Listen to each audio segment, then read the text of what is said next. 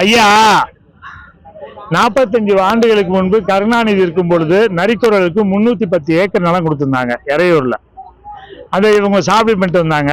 இப்போ முதலமைச்சர் ஸ்டாலின் ஐயா வந்து நான் 4 வருஷத்துக்கு முதல்ல நான் அவங்க ஒரு சிப்காட் ஆரம்பிக்கிறேன், நீங்கள் அதில் ஒரு 250 ஏக்கரை கொடுத்துருங்க, மீதி இருக்க 50 ஏக்கரை உங்களுக்கு ஆளுக்கு 1/2 ஏக்கர் கொடுக்குறேன், பட்டா கொடுக்குறேன்னு சொன்னார். அந்த நம்பி எல்லாருமே சிப்காட்டு எவ்வளோ தரேன்னு சொன்னாங்க. சிப்காட்டு வேலை கொடுக்கல. இந்த பட்டாவும் 4 வருஷமா கொடுக்கல. அதனால ஒரு 6 மாதம் இந்த கலெக்டர்மா வந்தோன்னே மனு கொடுத்தோம்.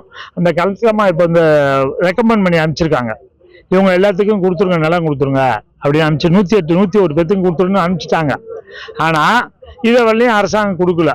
அது வந்து சிஎல்ஏ கிட்டேருந்து ரெவன்யூ செக்ரட்டரிட்ட போய் அப்படியே பெண்டிங்கில் இருக்குது.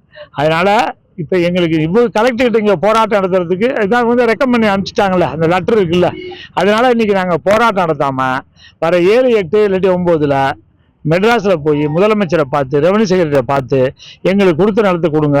நாங்கள் முதல்ல அதில் 13 கேணி வெட்டியிருந்தாங்க. அந்த 13 கேணிக்கும் பணம் தரேன்னு ராஜா எம்பி சொன்னார். அந்த 13 கேணிக்கும் பணம் தரல. அதே போல் சாவடி பண்ணுறதுக்கு இப்போ எங்களுக்கு 37 சென்ட் தரேங்கிறாங்க. அதை போய் சிஎம்ஐ பார்த்து அது 50 சென்டாக எங்களுக்கு கொடுங்க ஐயா நரிக்குறவர்களுக்கு அப்படின்னு கேட்கலான் இருக்கோம். அதனால இன்னைக்கு போராட்டம் நடத்தலை. கலெக்டர் நான் அனுப்பிச்சிட்டேன், அந்த காப்பியை கொடுத்துருக்கேன் கையில். அந்த காப்பி இருக்குது, அந்த காப்பி இல்லையா, அந்த காப்பி இருக்குது. அதனால நாங்கள் போராட்டம்லாம் நடத்தாமல் போய் மெட்ராஸில் போய் பார்க்கலான் இருக்கோம்.